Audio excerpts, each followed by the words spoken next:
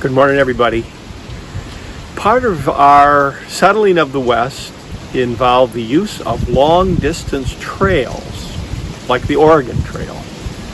Well, it was on this date in 1822, November 16, that William Becknell pulled into Santa Fe, New Mexico, thus beginning what became known as the Santa Fe Trail.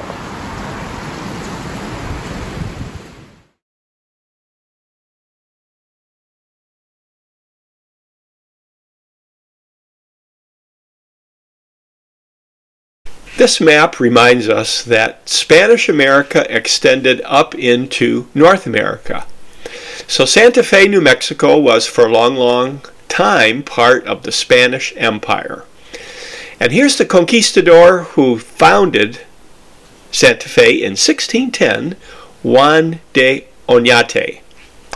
Now, why was Santa Fe such a good location? Well, the yellow line on this map is of the Rio Grande. You can see where Santa Fe is on it. It's actually not right on the river, but it has access to it.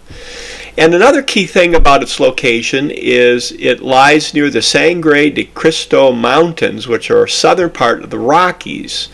So it was an area where you could get around the Rocky Mountains or get through the Rocky Mountains relatively easily. So river access and a low mountain terrain.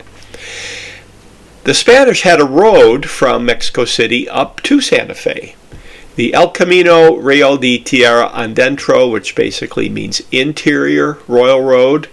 So it was on everybody's radar. So here's our guy, William Becknell. He was born in the 1780s. He was a War of 1812 veteran, a good soldier. But in the years after the War of 1812, particularly 1819, there was a big panic, and he lost his money. He was actually in debt and jailed for it. So like many Americans, he wanted to improve his fortune, so he thought he'd be a trapper. And in the 1820s, it was still possible to make money trapping. The trapping era ended 1830s, 1840s. So everybody knew about Santa Fe, and on this map you can see some of the trading routes that went there, including what would become the Santa Fe Trail. And luckily for William Becknell, in 1821, Mexico became independent from Spain, and the Mexican government encouraged traders all over their country, including Santa Fe.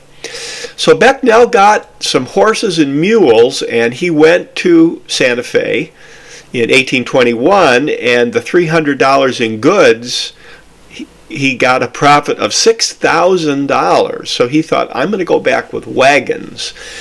And this is our event. On November 16, 1822, he pulled into Santa Fe with a wagon train. And the $3,000 he invested yielded him 91 grand. So real successful.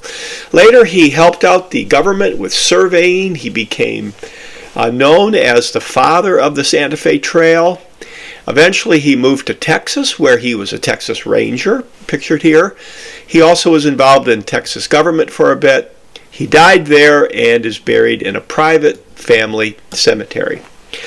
So the trail itself is about 1,200 miles long from Franklin, Missouri to Santa Fe, New Mexico. There's a northern route, which is a little longer, but it has water. The southern route is the Cimarron route, and it's quite dry. So one was longer, but had a little more water. It was used by a lot of prospectors for the California gold rush, pictured here, and also for the gold rush in Colorado, particularly to Pikes Peak. But in the 1880s, the railroad came. Here's a map of the Atchison, Topeka, and Santa Fe Railroad, which basically closed down the Santa Fe Trail. So it lasted for about 60 years. Now along it, you can still see structures from the olden days, like Bent's Fort in Colorado. It was on the Santa Fe Trail.